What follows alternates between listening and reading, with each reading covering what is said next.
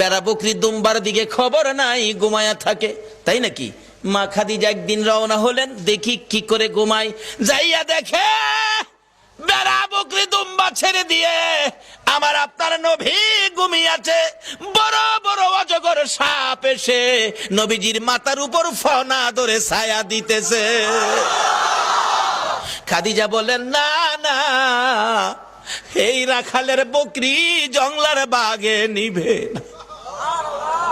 খাদিজা বাড়ির দিকে যায় আর ফিরা ফিরা চায়, এটা কেমন রাখাল রে? এই রাখাল তো সাধারণ কোনো মানুষ নয়। খাদিজা চিনে ফেলেছে। বেড়া বকরি দুম্বা নিয়ে বাড়িতে আসতে বলো আমার রাখালকে।